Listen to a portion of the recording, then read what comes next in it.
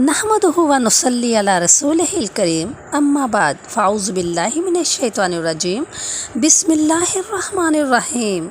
دین اسلام کے علاوہ کوئی دین اللہ کے نزدیک مقبول نہیں ہے۔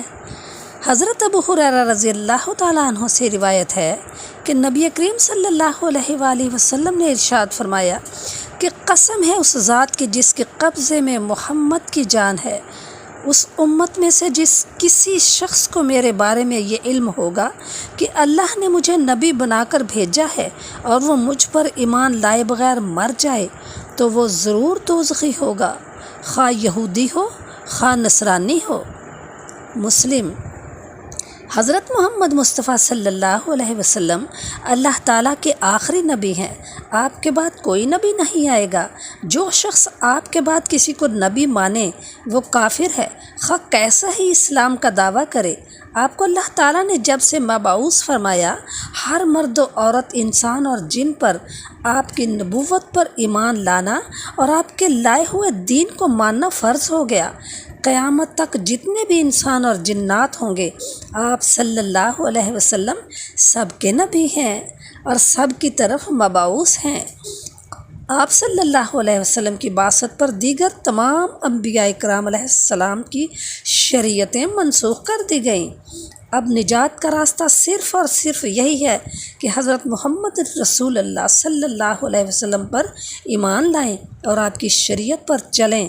کوئی یہودی ہو یا نصرانی، بدھ مت ہو یا پارسی، ہندو ہو یا اور کسی مذہب کا پیروکار، اس کی نجات صرف محمد مصطفیٰ صلی اللہ علیہ وسلم پر ایمان لانے میں ہے اور آپ کے دین پر عمل پیرا ہونے میں ہے۔ کوئی کیسا ہی عبادت گزار ہو اور تارک دنیا یا ریاضت و مجاہد والا ہو، اگر محمد صلی اللہ علیہ وسلم پر ایمان لائے بغیر مر گیا تو ہمیشہ کے لیے دوزخی ہوگا، اس کی نجات کبھی نہ ہوگی۔ قرآن پاک میں اللہ تعالیٰ ارشاد فرماتے ہیں، وَمَا أَرْسَلْنَاكَ إِلَّا كَافَّةً لِلنَّاسِ بَشِيرًا وَنَذِيرًا وَلَكِنَّ أَكْثَرَ النَّاسِ لَا يَعْلَمُونَ۔ سورۃ السبا۔ اور ہم نے آپ کو تمام لوگوں کے واسطے پیغمبر بنا کر بھیجا ہے، خوشخبری سنانے والے اور ڈرانے والے، لیکن اکثر لوگ نہیں جانتے۔ پیارے نبی صلی اللہ علیہ وآلہ وسلم نے واضح الفاظ میں بتا دیا کہ میری بعثت کے بعد میرے دین کے علاوہ جو بھی کوئی دوسرا دین اختیار کرے گا ہمیشہ کے لیے دوزخ میں جائے گا۔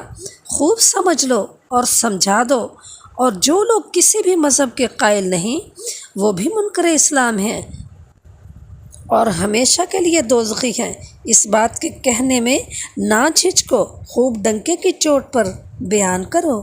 بہت سے ہندو، نصرانی اور بدھ مت اسلام کو حق جانتے ہیں، لیکن دنیاوی منافع اور قوم برادری کی ناراضگی اور بچوں کے بیاہ شادی کی مسائل کو سوچ کر اور بعض یہ معلوم کر کے کہ اسلام سراپا عمل ہے اور ہر شعبہ زندگی میں مذہب کی پابندی کیسے کریں کہ اسلام قبول نہیں کرتے، ان لوگوں نے اسلام کو حق تو جانا مگر قبول نہ کیا اور یہ سمجھ کر رہ گئے کہ جیسے دوسرے رواجی دین ہیں ایسے ہی اسلام بھی ایک دین ہے۔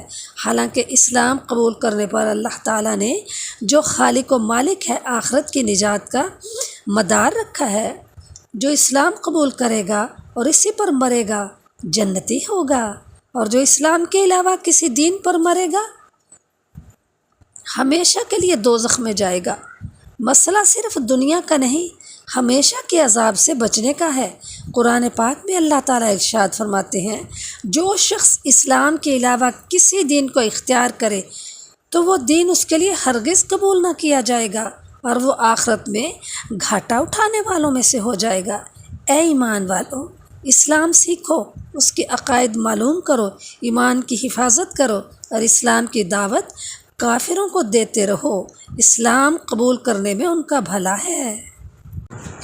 حضرت عباس رضی اللہ تعالیٰ عنہ سے روایت ہے، حضور اقدس صلی اللہ علیہ وسلم نے فرمایا کہ اس نے ایمان کا مزہ پا لیا جو سچے دل سے اس بات پر راضی اور خوش ہے کہ اللہ تعالیٰ کو اپنا رب مانتا ہے اور اسلام کو اپنا دین مانتا ہے اور محمد مصطفیٰ صلی اللہ علیہ وآلہ وسلم کو اپنا رسول مانتا ہے۔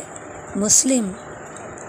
حضرت انس رضی اللہ تعالیٰ عنہ سے روایت ہے کہ رسول اللہ صلی اللہ علیہ وسلم نے ارشاد فرمایا کہ 3 چیزیں جس شخص میں ہوں گی وہ ان کی وجہ سے ایمان کی مٹھاس محسوس کرے گا۔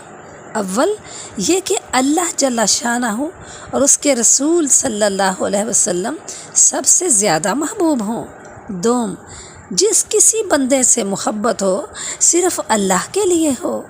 سوئم، کفر میں واپس جانا اس کو ایسا ہی ناگوار ہو جیسا کہ آگ میں ڈالا جانا ناگوار ہے۔ بخاری و مسلم۔ ان دونوں حدیثوں میں مومن کی چند خاص بلند صفات بتائی ہیں اور ارشاد فرمایا کہ مسلمان آدمی کو دل کی گہرائی سے یقین کی سچائی کے ساتھ ہی اسلام لانا ہے۔ ایسا ایمان ہو جو دل میں رچ جائے، رگ وپے میں سما جائے۔ مسلمان کے گھر پیدا ہونے کی وجہ سے یا مسلم معاشرے میں رہنے کی وجہ سے اپنے کو صرف سرسری طور پر مسلمان نہ سمجھے بلکہ اسلام کا نعمت سمجھے، دل کی گہرائی سے قبول کرے، اللہ کو اپنا رب ماننا اور اسلام کو اپنا دین حق مانے اور محمد مصطفیٰ صلی اللہ علیہ وآلہ وسلم کو اپنا رسول ماننے پر ظاہر و باطن سے اور دل و جان سے راضی خوش ہو اور اس دولت کو سب سے بڑی دولت سمجھے۔ جس شخص میں یہ بات ہوگی وہ ایمان کا مزہ اپنے اندر محسوس کر لے گا اور اس مزے کے سامنے دنیا کے کسی مزرے کو نظر میں نہ لائے گا۔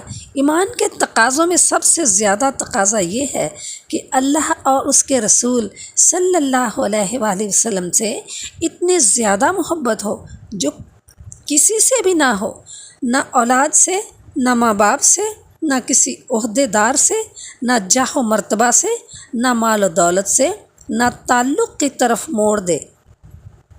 یعنی جس بندے سے محبت ہو اللہ کے لیے ہو، اور یہ کہ بندہ اللہ سے تعلق رکھتا ہے، نمازوں کا پابند ہے، ذکر و تلاوت میں مشغول رہتا ہے، اللہ کے دین کی خدمت میں لگا رہتا ہے، اس کو اس سے تعلق ہے، اللہ کو اس سے تعلق ہے، اسی تعلق کی بنیاد پر میں بھی اس سے محبت کرتا ہوں۔